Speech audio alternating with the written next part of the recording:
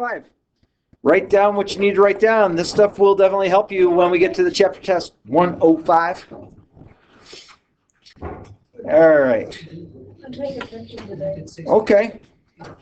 Says draw a null hypothesis sample and distribution for each. Label the seven positions, sample statistics, shade the appropriate region that models p-value, then calculate the p-value calculator command. Excuse me. Says we theorize coins actually generate heads more than 50% of the time when flipped. We choose to flip a coin 1,000 times. Was this the one we did? We did 6-8. 6-8. Oh, We did this. We did 6-8. We did 6-8, right? So I was on. Whatever was about the Yeah, that's it. That's it. You said 105, 106. Did I really? Yeah. But I thought we already did 105, 106. You said it was going to be due like tomorrow, and then we're not going to have homework on the weekend. Tomorrow. Cool. But did we already do 105, 106?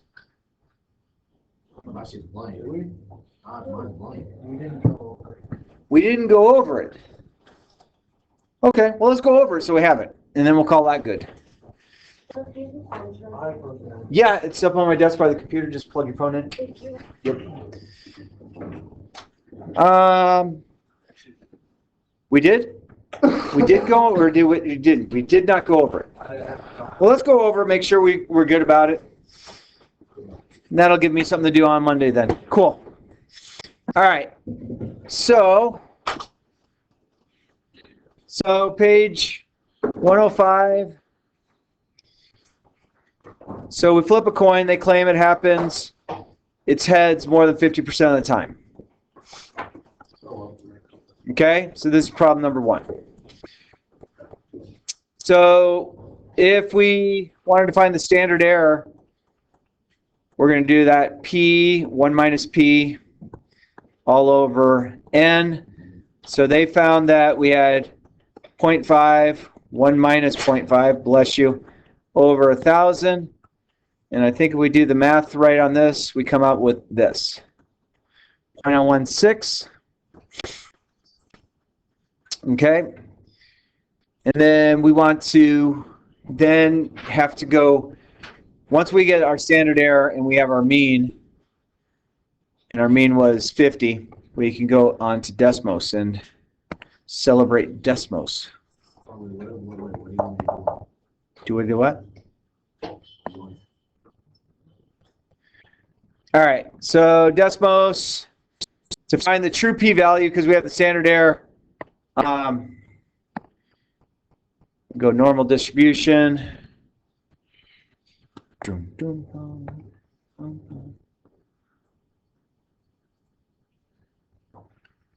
Normal distribution. So we would have a mean of 50. If we keep it as percents.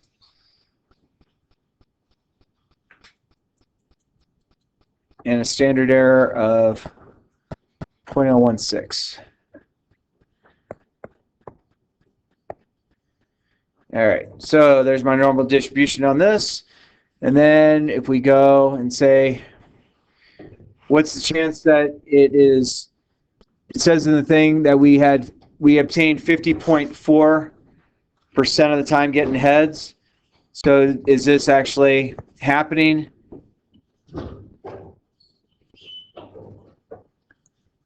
Hang on, why am I off?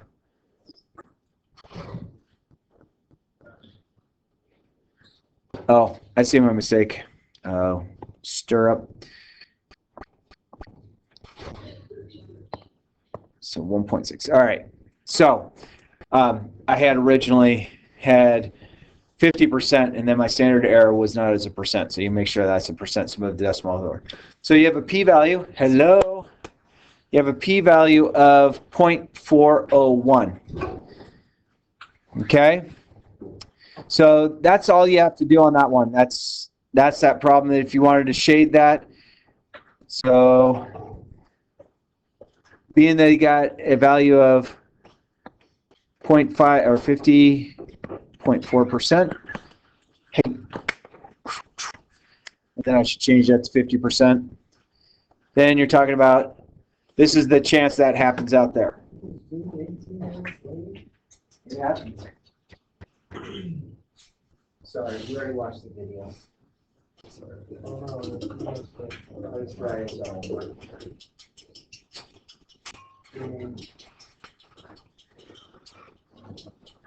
All right, problem number two.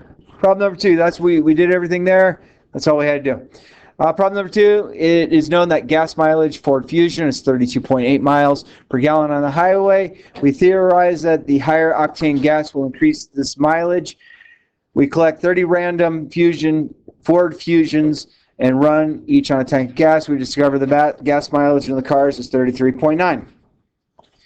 So they're claiming that this is what it should be getting miles per gallon. So we have to go and figure out our standard error. So our standard error in this case is going to be, where's our standard deviation? It comes out 4? Oh, okay. Cool. I got it. 0.7. Okay, so your p-value, so our standard error comes out to 0.73, right? 4 divided by square root 30. Is that right? Okay. And then our p-value, which we have to jump on Desmos and deal with, is, we're going to go, they're saying, they say, the company says that at 32.8, and then we had a p-value of, our standard error of 0.73.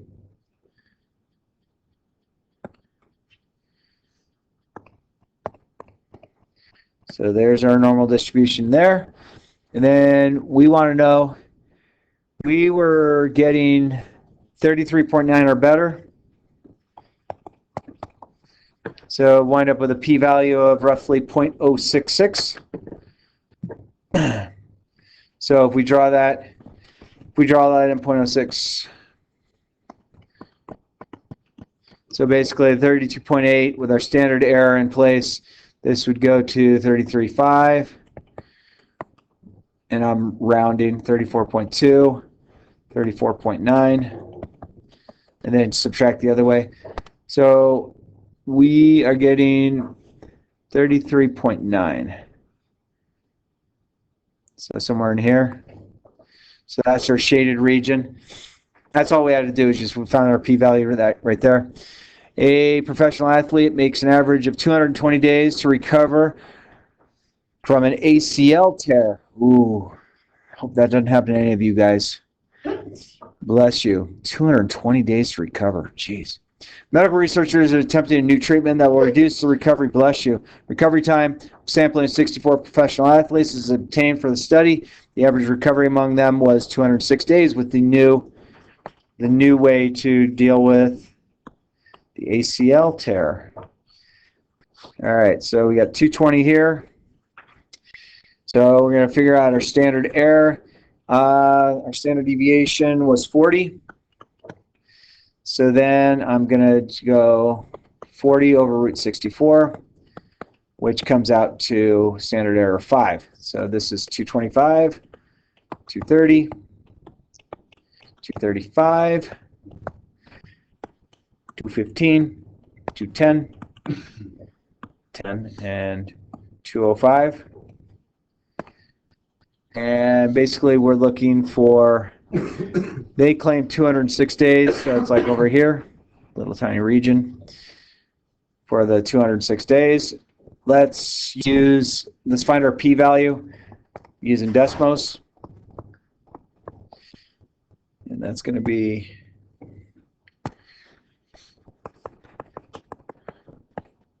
normal dist, open parentheses, 220, comma, standard error was 5.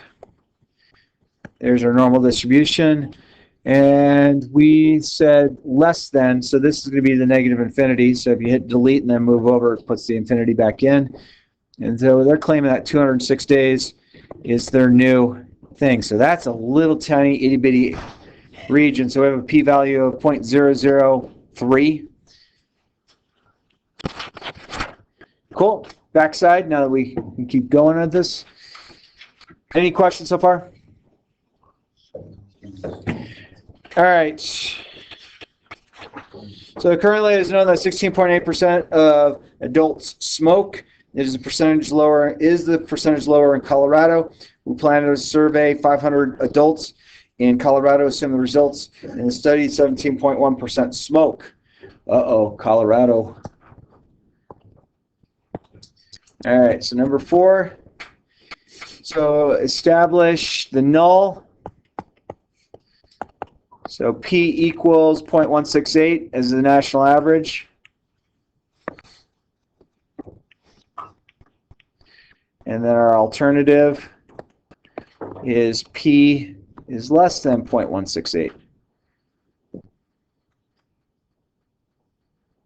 0.168. Or 16.8 if we went percentages. Is this one or two tail? It's a one tail because we have that. Because we have this direction is why it's one tail. So we're seeing if Colorado's lower. Let's assume researchers are concerned about a type 2 error. Is that what it is? So we want to figure out a type 2 error. So what's the chance of this happening? So let's assume the researchers are concerned more with the type 2 error. Should they use a higher level alpha or lower level alpha? So if they're concerned about type 2 error, they want alpha to be higher. Because remember, alpha goes along with the type 1. Okay? So if the alpha value is higher, that means the beta value is going to be lower. If the alpha value is higher, then it raises the chance of a type 1 error, but it lowers the chance of a type 2 error. So make alpha higher there, so it's opposite of what you think. Then number 7, without calculating p-value, researchers already know that they will fail to reject the null hypothesis. Okay?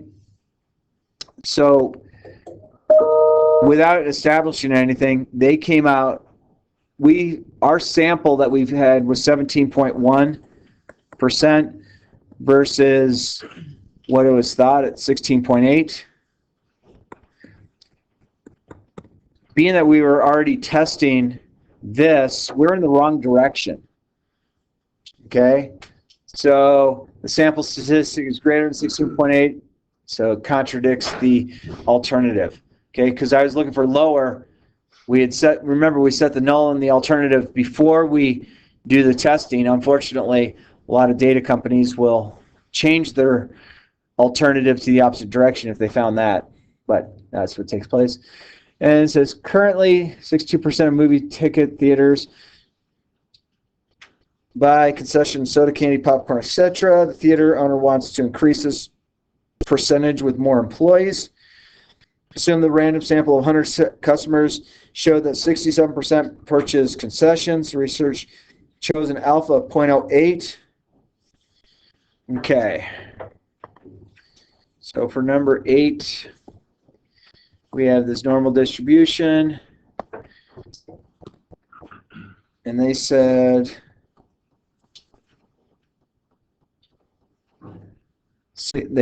that 62%, if we keep it as a percent, and then alpha 0.08, so we have to figure out our standard error here. So our standard error is going to be 0.62, 1 minus 0.62, divided by our sample of 100 people. So doing that on a calculator looks like about 0.05.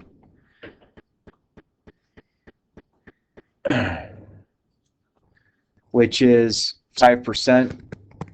So 67%, 72%, 77%. Go this way, 57, 57, 52, and 47. And we have to figure out our p-values, so we jump on Desmos with this. So that's going to be, that's going to be, we have the 62%, comma, 5%. There's our normal distribution. And they say that they want 67% or more to have candy.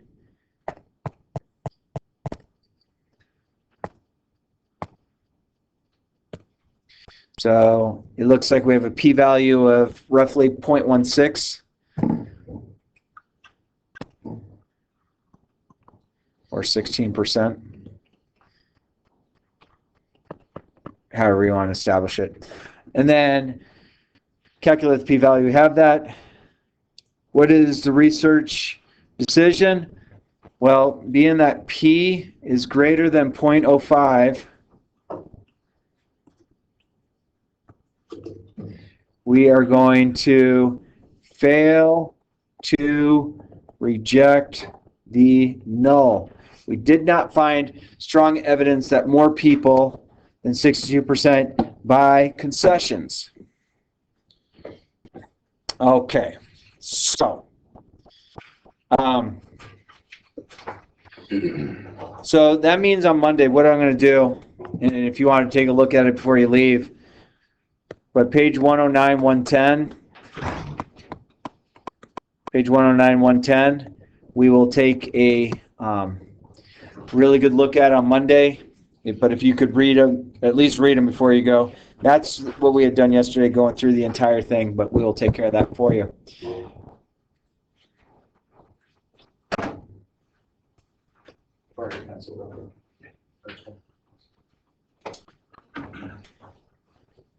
I just need to make myself a note because I'm going to forget. Okay. Thanks, sir. Yeah. Thank you.